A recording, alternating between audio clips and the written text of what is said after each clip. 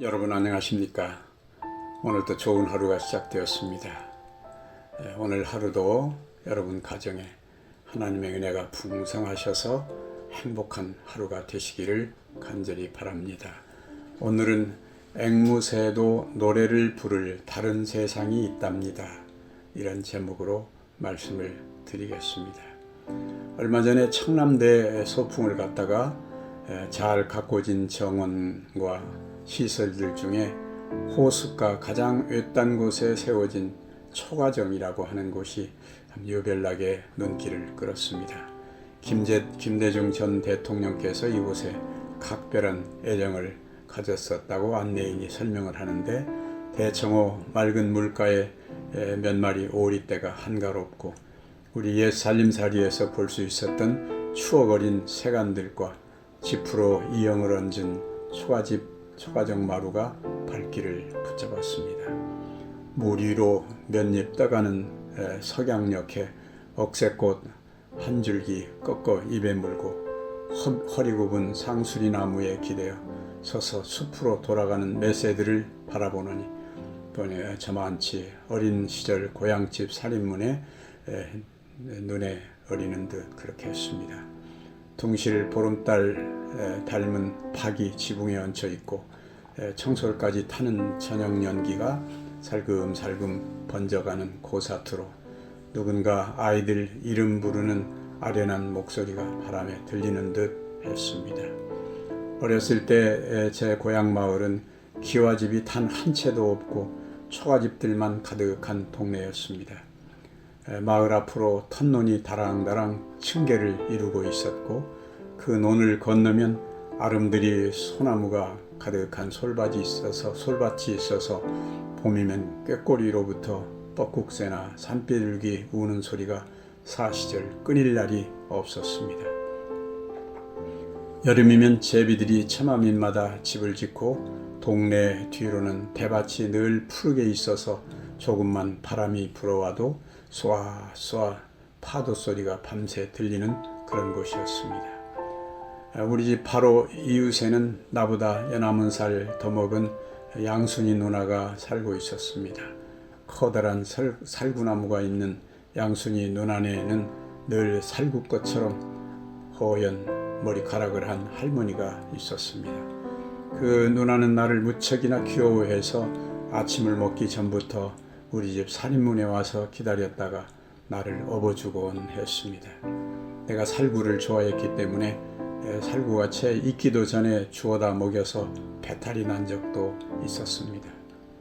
누나가 좀 더 자라서 어른들을 따라 밭을 매러 다닐 때는 밭에서 잡은 살진 방앗개비 왕치를 풀잎으로 싸가지고 와서 잿불에 부어주기도 했습니다. 내가 12살이 되어 그 살구꽃이 지는 고향 마을을 떠나 도예지로 이사를 했는데, 그 뒤 양순이 누나도 시집을 가버린 후로는 다시 만나지 못했습니다. 이제 언젠가 고향에 가서 작은 어머니에게 물었더니 양순이 누나가 몇십 리 떨어진 커다란 저수지가 있는 마을로 시집을 갔는데 건강이 별로 좋지 않다고 했고, 언젠가 길에서 만났는데 내 안부를 물으며 꼭 한번 보고 싶다는 말을 하더라고 했습니다. 지금 다시 만나도 그때처럼 길게 따은 머리 끝에 작고 예쁜 빨간 댕기를 단 살구나무집 그 양순이 누나가 그대로일지는 모르겠습니다. 어린 시절의 이야기를 섬세하게 그려내기로 유명한 폴 빌라드의 안내입니다라는 1인칭 소설에는 이런 이야기가 나옵니다. 빌라드가 어렸을 때 그의 가족은 그곳 시골 지역에서는 처음으로 전화를 놓았습니다. 그는 광이 나는 참나무 소재 케이스와 전화기 옆면에 달린 반짝반짝 빛나는 검정색 수신기, 그리고 전화번호 105번까지 기억하고 있습니다. 그가 전화를 사용하기에 너무 어렸을 때 그는 엄마가 거기 대고 말하는 것을 신기한 듯 쳐다보곤 했습니다. 한 번은 엄마가 사업차 멀리 떨어져 있는 아빠와 통화를 할 수 있도록 그를 안아서 들어주었습니다. 그는 그때 그 멋진 기계 속에 놀라운 사람이 한 명 살고 있다는 것을 발견했습니다. 그녀의 이름은 안내였습니다. 그녀가 모르는 것이 없었습니다. 엄마는 그녀에게 누구의 전화번호든지 다 물어볼 수가 있었습니다. 시계가 멎어도 안내는 정확한 시간을 알려주었습니다. 어느 날 엄마가 이웃집을 방문하고 없을 때 그는 수신기 속의 도깨비와 처음으로 혼자서 만났습니다. 그는 아빠의 지하실 공구 작업대에서 놀다가 망치로 자기 손가락을 찧었습니다. 정말 고통스러웠지만 그처럼 어린아이에게 동정을 베풀어 줄 사람은 아무도 없었습니다. 그가 할 수 있는 일이라고는 후끈거리는 손가락을 빨면서 집을 맴도는 것뿐이었습니다. 그러다가 전화기에 시선을 돌렸습니다. 거실에 있는 발판을 움켜쥐고 기어 올라가 수화기를 뽑아 들었습니다. 그곳에 입을 대고 안내하고 불렀습니다. 1, 2초쯤 지난 후 그의 귀에 분명한 목소리로 안내입니다 하는 목소리가 들려왔습니다. 내 손가락을 다쳤어요. 울면서 말했습니다. 부드러운 목소리가 흘러나와 그에게 손가락을 얼음으로 감싸라고 조언해 준 뒤 위로의 말도 해 주었습니다. 그 후 그는 어떤 문제가 생기든지 안내를 불렀습니다. 그녀는 지리와 산수 공부를 도와주었고 아이가 잡은 얼룩다람쥐에게 무엇을 먹여야 할지도 알려주었습니다. 그녀는 아이의 애완동물 카나리아 새가 죽었을 때 위로의 말도 알려주었습니다. 그녀는 아이의 애완동물 카나리아 새가 죽었을 때 이 세상 말고도 노래 부를 수 있는 또 다른 세상이 있다는 것을 늘 기억해야 한다며 울면서 전화를 하자 그녀가 그렇게 말을 해 주었습니다. 그녀는 고정시키다, fix라는 단어의 철자까지도 알려주었습니다. 그런데 그의 가족이 보스턴으로 이사를 가게 되어 훌륭한 가정교사를 남기고 떠나게 되었습니다. 안내는 그 옛날 그 고향집 목재 전화기 속에 들어 있었습니다. 어떤 이유에서인지 그는 새 집 거실에 있는 작은 테이블 위에 놓여 있는 크고 얇은 새로운 전화기는 사용해 보려고 하지 않았습니다. 그가 10대가 되었어도 어린 시절의 전화통화 기억을 잊을 수가 없었습니다. 그가 살아가면서 회의감이 들고 당황스러울 때는 예전에 그가 안내를 불러 해결책을 얻어낼 수 있다는 생각 때문에 느꼈던 평온하고 안정되었던 순간들을 회상하고 했습니다. 그는 한 여인이 한 작은 소년에게 많은 시간을 소비할 정도로 참을성 있고 이해심 많고 친절했다는 것에 대해 늘 감사한 마음을 가지고 있었습니다. 몇 년 후 그가 서부에 있는 대학으로 가는 길에 시애틀을 경유하게 되었습니다. 비행기를 갈아타기까지 반 시간 정도 여유가 생겨 그곳에 살고 있는 누나와 15분가량 통화를 했습니다. 그리고 정말 자기가 무슨 일을 하고 있는지 별 생각 없이 고향 교환수에게 전화를 걸고는 안내라고 불렀습니다.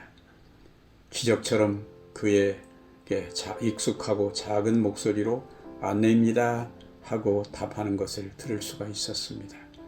그가 계획적으로 그렇게 한 것은 아니었지만 그도 모르게 픽스의 철자가 어떻게 되죠? 라고 물었습니다. 한참 아무런 반응이 없다가 부드러운 목소리로 다음 같은 목소리가 들려왔습니다. 아마 지금쯤 손가락이 다 나았겠지? 그는 웃으며 말했습니다. 아직 계셨군요. 당신이 제게 늘 얼마나 큰 감동을 주었는지 잘 모르실 겁니다. 여자가 대답을 했습니다. 나도 네가 나에게 얼마나 소중한 사람이었는지 모르지. 나에게는 어린애가 없단다. 난 네 전화를 늘 기다리고 있었단다. 바보같지? 그는 지난 수년간 그녀가 얼마나 자주 머리에 떠올렸는지를 말하고 그 지방으로 돌아올 때 다시 전화해도 되는지 물어보았습니다. 그러렴 셀리를 찾으면 돼. 셀리 안녕히 계세요. 안내가 이름이 있다는 것이 신기했습니다.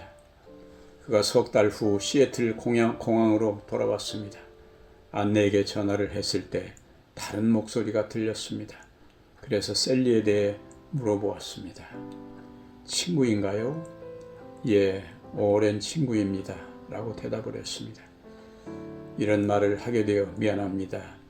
셀리는 한동안 아팠기 때문에 지난 몇 년간 아르바이트를 해왔습니다. 그리고 5주 전에 세상을 떠났습니다. 그가 전화를 끊으려고 하자 이렇게 말했습니다. 잠깐만요. 이름이 빌라드라고 했나요? 예. 셀리가 당신에게 편지를 남겼는데요. 뭐라고 적혀 있나요? 여기 있군요. 제가 그대로 읽어드리죠. 그에게 노래 부를 수 있는 또 다른 세상이 있다고 말해주세요. 그는 제 말이 무슨 뜻인지 알 겁니다. 그는 그녀에게 고맙다고 말했습니다. 물론 그 말이 무슨 뜻인지 잘 알고 있었습니다. 아내와 함께 낙엽을 보러 수동에 갔다가 돌아오는 길에 동요를 실컷 불렀습니다. 아내가 가장 좋아하는 노래는 과꽃입니다. 올해도 과꽃이 피었습니다. 꽃밭 가득 예쁘게 피었습니다. 누나는 과꽃을 좋아했지요. 꽃이 피면 꽃밭에서 아주 살았지요. 과꽃, 예쁜 꽃을 들여다보면 꽃 속에 누나 얼굴이 떠오릅니다. 시집간 지 온 3년 소식이 없는 누나가 가을이면 더 생각이 나요. 초등학생처럼 고개를 옆으로 흔들면서 동요를 부를 때는 정말 어린아이 같은 표정이었습니다. 내가 가장 좋아하는 동요는 섬집 아기입니다.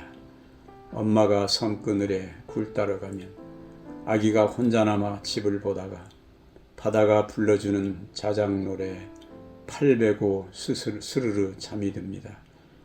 아기는 잠을 고니 자고 있지만 갈매기 울음소리 마음이 설레어 다 못 찬 굴바구니 머리에 이고 엄마는 모래길을 달려옵니다. 어려서 잠깐 바닷가에 살았던 추억 때문에 이 노래를 부를 때마다 울컥 목이 메는 것은 어렸을 때 울기 잘하는 울보였기 때문인지 모릅니다.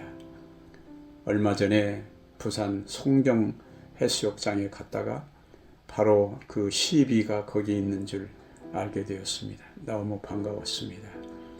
하나님의 아들 예수께서는 이 세상에 어른으로 오시지 않고 어린아이로 오셨습니다. 그래서 동심의 세계를 누구보다 잘 아시는 분이십니다. 무깃도 평원이 내려다 보이는 나사렛 언덕 위의 가난한 목공소에서 어린 시절을 보냈던 추억을 그분도 나처럼 가지고 계실 것입니다. 그래서 아이들을 안아주기를 무척이나 좋아하셨습니다.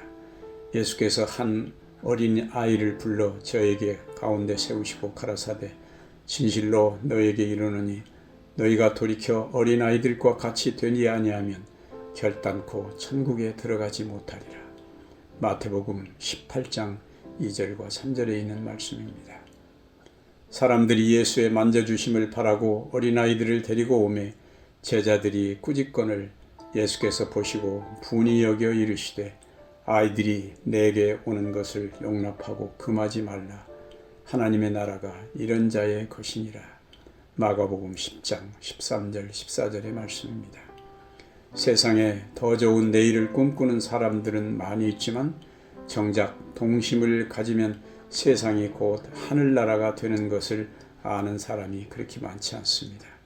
예수께서 세우러 오신 나라는 어린아이처럼 순수하고 아름다운 마음을 가진 사람들이 모여 사는 나라입니다.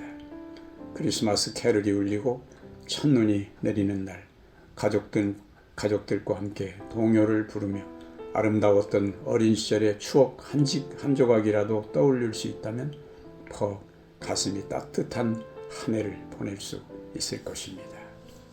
기도드리겠습니다. 사랑이 많으신 하늘아버지, 오늘도 우리들에게 아름다운 세상을 주셔서 감사합니다. 하얀 눈이 내리고 크리스마스 캐럴이 울리고 또 새해가 오고, 이런 계절에 우리 마음속에 어린아이의 마음, 동심을 가질 수 있게 해주셔서 감사합니다. 우리가 동요를 부르면서 우리 마음이 어린 시절, 그 순수하던 시절을 추억하고 돌아갈 수 있으면 참 좋겠습니다. 오늘도 우리 모두의 마음속에 그리스도께서 사랑하시던 그 아이들, 머리를 쓰다듬어 안아주시던 그 아이들처럼 그렇게 순수한 마음을 가지고 하루를 살게 도와주시옵소서. 우리 모두에게 하나님의 아름다운 사랑과 동심이 가득 찬 그런 하루가 되게 도와주시옵기를 예수 그리스도의 이름으로 간절히 기도드리옵나이다. 아멘.